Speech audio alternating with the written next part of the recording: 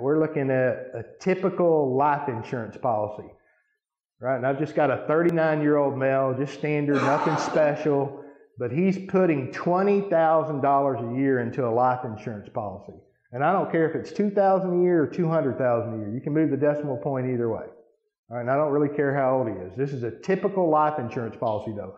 $20,000 goes in. He's age 40 by the end of the year. He's got $1.1 million in death benefit and $562 in cash value.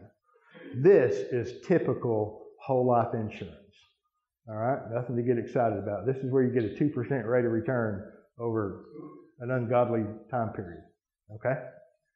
Here's what I'm talking about. Same guy. He's 39, standard. He puts $20,000 in. He's 40 by the end of the year. Now he's only got $577,000 in death benefit. Not $1 million plus, but he's got access to $13,295 versus $500 and something dollars, right?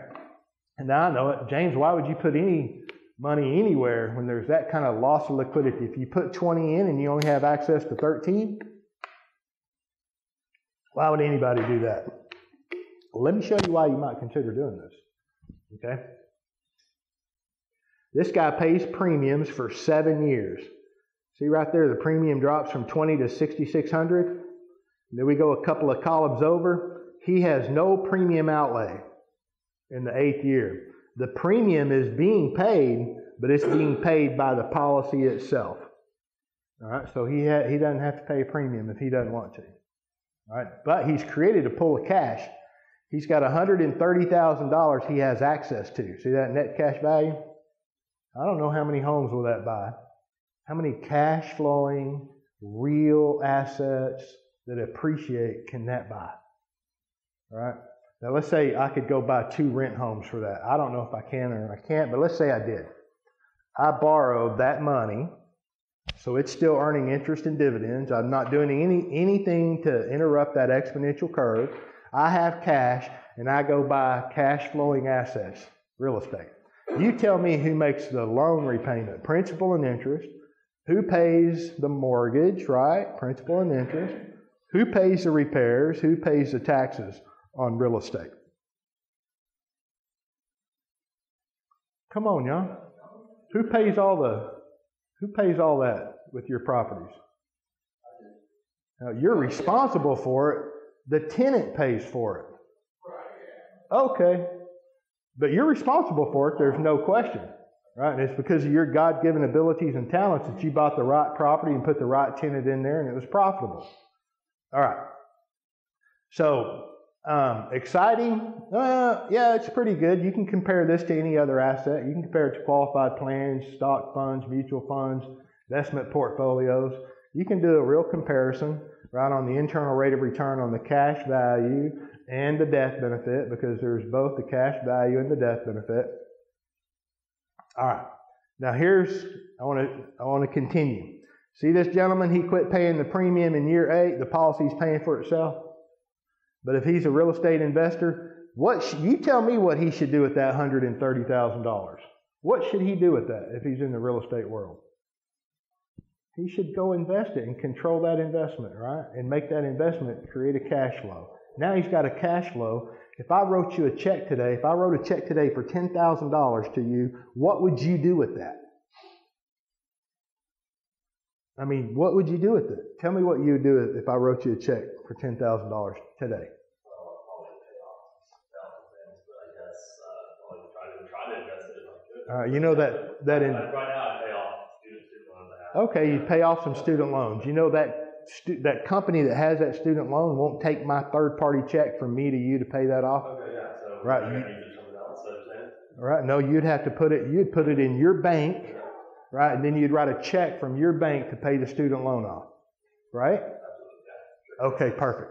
So, if you have $130,000 invested in cash flowing real estate that's creating a cash flow, that cash flow has to go somewhere, doesn't it? Okay. All right.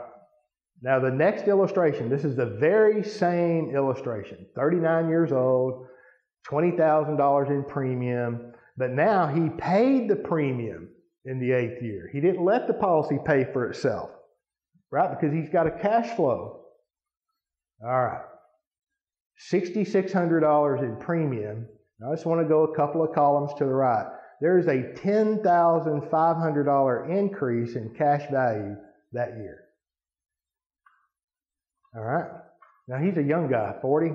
Let's say he's 60. For some reason he did this, and he put 20 in. His brother-in-law, Dave Ramsey, Susie Orman, said, "Oh my God, life insurance is the world's worst place to put money. I can't believe you did that." You know what kind of commission that insurance agent's making? What was that insurance company's name, and what are they rated? Are they related to AIG? Whatever it is, they're going to say, and it's typically not good. But you did it anyway, right? Yep, there's a loss of liquidity for a time period. It's not forever. It's not permanent. So by the time you get into the 4th and 5th year, a $20,000 premium, there's a $19,633 increase in year 4. That means in year 5, with a $20,488 increase from year 5 and beyond, every dollar that I put into this policy, there's a greater increase in cash value. Right? That wasn't complicated, was it? Okay. Now let's say the guy's, he's 60 years old. He did this regardless of what his wife and his mother-in-law, everybody tried to talk him out of it. But he's been investing in real estate with all these cash values, creating cash flows, and that cash flow now is going to run right through this policy. If you put $6,600 in and there's a $10,250 increase, isn't that more capital that I can deploy? All right? Okay. If he did this at age 60, $6,295 goes in, there's a $19,000 increase in cash value that 1 year. You tell me where you can do that in the financial world. Anywhere?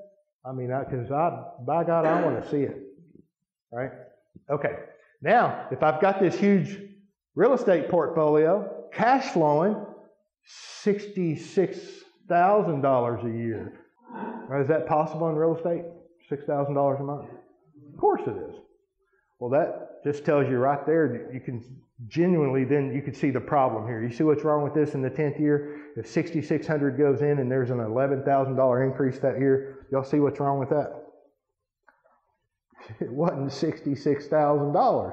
Because if that was $66,000, that would be a $117,000 increase in 1 year. All right, has anybody ever seen a life insurance illustration built that way? Mm-mm. See, when you were taught about life insurance, you were taught, look, you put pennies in, the smallest, lowest premium possible, and get the greatest death benefit that those pennies could purchase. Isn't that right? You know, non-smoking male age 50 can buy $500,000 in term for, $6 a month. Y'all hear those, right? Pennies in to get the greatest amount. This is the exact opposite. We're trying to get as much money in as possible and buy the least amount of death benefit. It's life insurance. Yeah, it is. It's life insurance. Tax-free, a private asset. It's a protected asset. It operates like a pre-engineered tax-free trust. It's the only financial entity that has all the characteristics that are required for a banking system. Thanks for watching. If you enjoyed the video, leave a like. And if you think it was helpful, share it with a friend. If you want to see more videos like this, then subscribe down below. And click the bell icon so you can be notified when we release new videos. And we are releasing new content all the time. Don't miss it. Thanks for stopping by.